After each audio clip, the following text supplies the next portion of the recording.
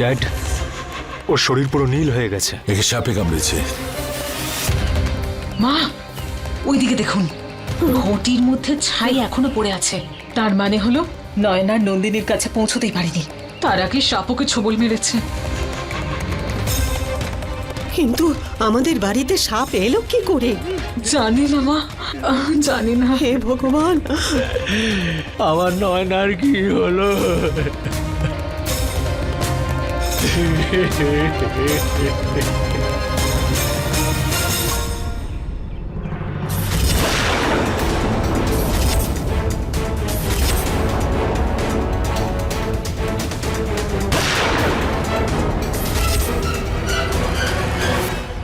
মালিক, আমার মনে হচ্ছে যে রোহিত, একে সাবধানে ভেতরে নিয়ে ঠিক আছে। নিলাম। মায়াঙ্ক, তোমরা খেয়াল রাখবে কেউ যেন বাড়ির বাইরে না যায়। আমি এক্ষুনি আসছি। ঠিক আছে। চলো লক্ষণ। কিন্তু মালিক, আমার বাড়িতে তো সাপ আসতেই পারে না। এখানে তো সুরক্ষা কবচ রয়েছে। তুমি চলো আমার সঙ্গে, এসো।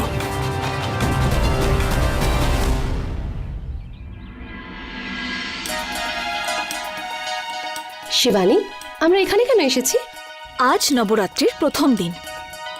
নয়না মামির শরীর থেকে বিষ বের করার আগে হীরাকে মা দুর্গার আশীর্বাদ নিয়ে আসতে হবে। কিন্তু শিবানী, তুমিও তো মায়ার শরীর থেকে বিষ বার করে তার প্রাণ বাঁচিয়েছিলে। সে সময় আমি নাগলোকের হবু নাগরানী ছিলাম, তাই আমার কাছে কিছু বিশেষ শক্তি আছে।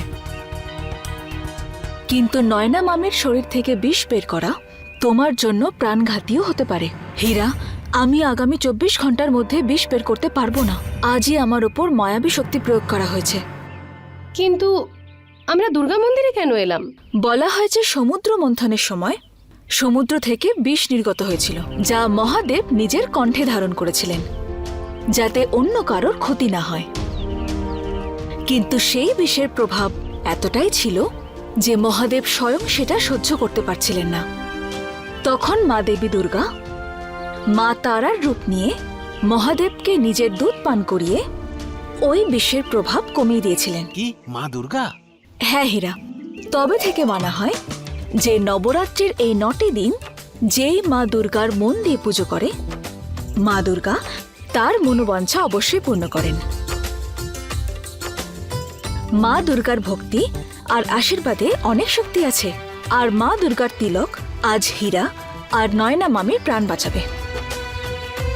যাওয়া যাক। চলো।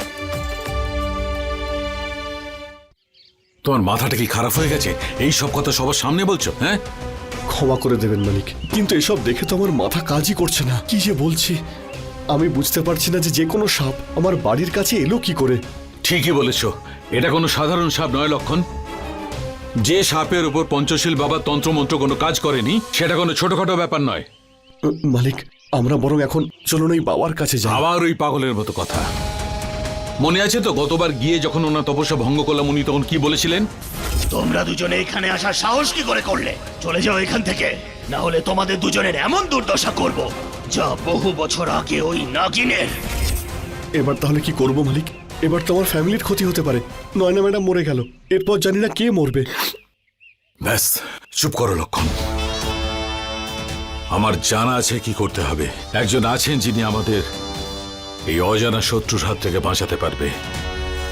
কে মালিক? নাগমণির শক্তি পুরোটা পেতে আমার কিছু সময় বাকি আছে লক্ষণ, কিন্তু একজন মানুষ আছেন যিনি আমার ব্যাপারে সবকিছু জানেন, আর ওনার পূজা ভক্তি আর সাধনাতেও অনেক শক্তি আছে। কিন্তু কে মালিক?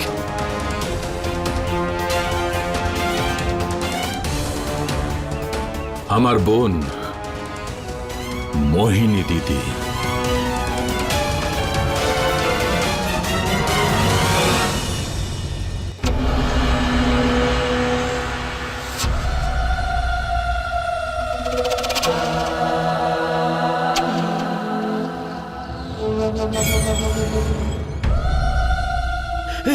না, ছেড়ে দাও আমাকে, ছেড়ে দাও, ছেড়ে দাও।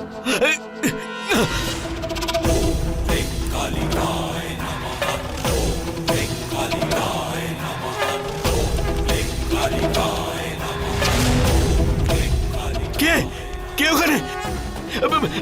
আমি এখানে কি করে এলাম?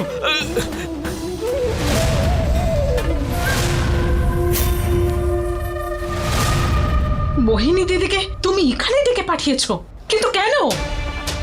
তোর মাথা কি খারাপ হয়ে গেছে আনন্দ?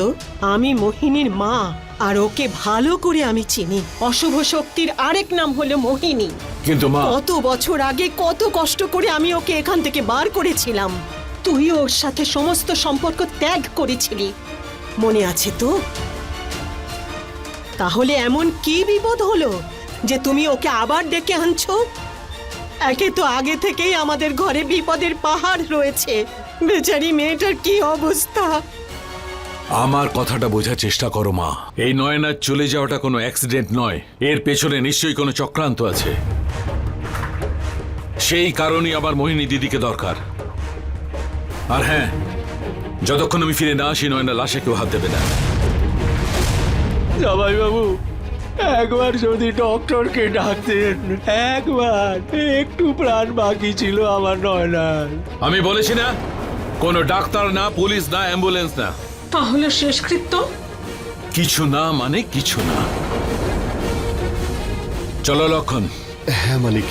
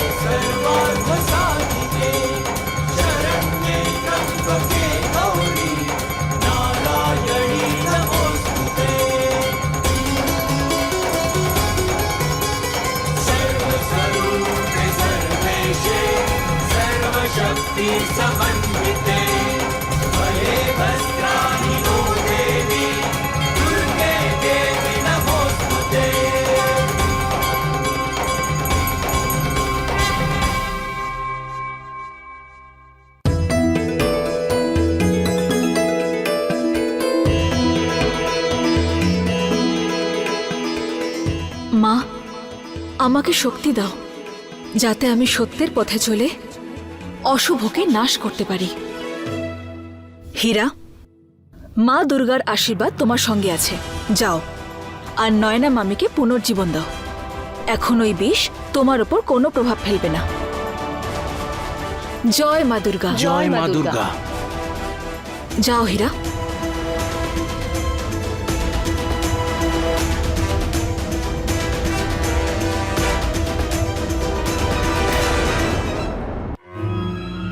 মম, এই মোহিনীটাকে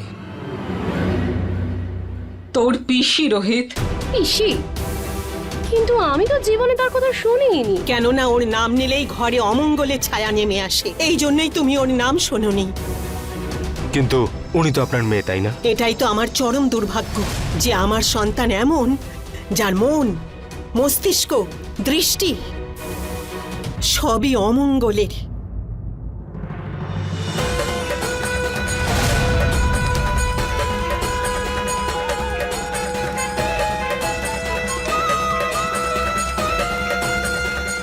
যদি ও কারোর সাথে শত্রুতা করবে মনে করে, তাহলে তাকে এত কষ্ট দেয় যারা দেখে তাদের চোখ দিয়ে রক্ত অশ্রু বেরিয়ে আসে।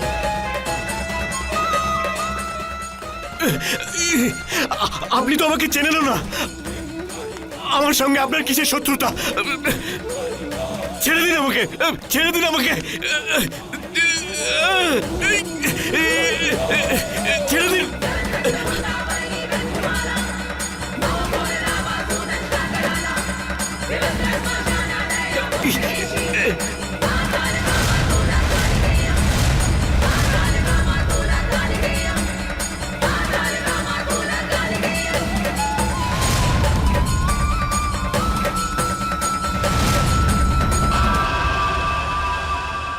তোমরা দুজনে এমন ভাবে বলছো যে যেন ও কোনো পেতনি। 100টা পেতনি মনে তবে মোহিনীর জন্ম হয়েছে। আর মা হয়ে যখন আমি এই সমস্ত কথা বলতে পারছি, তাহলে বুঝে নাও কত বিপজ্জনক মেয়ে ও। কমন ঠাকুমা, এসব কেন তুমি বলছো বলো তো? ওনারও তো বেঁচে থাকার অধিকার রয়েছে, উনিও একজন মানুষ। রক্ত মাংসের হলেই মানুষ হওয়া যায় না। তন্ত্র সাধনা করে ও এমন শক্তি অর্জন করেছে যে সাধারণ মানুষকে ও মোহজালে বন্দি করে রাখতে পারে। আর যে একবার ওর মোহজালে আটকা পড়েছে সে ওকে বারণ করতে পারে না। আর যদি মোহিনী ওকে হত্যাও করতে চায় তাহলে সে হাসতে হাসতে প্রাণ দেবে। বিষাক্ত ও, এতটাই বিষাক্ত। মোহিনীর মোহতে যে ফেসেছে সে কখনোই বাঁচতে পারেনি।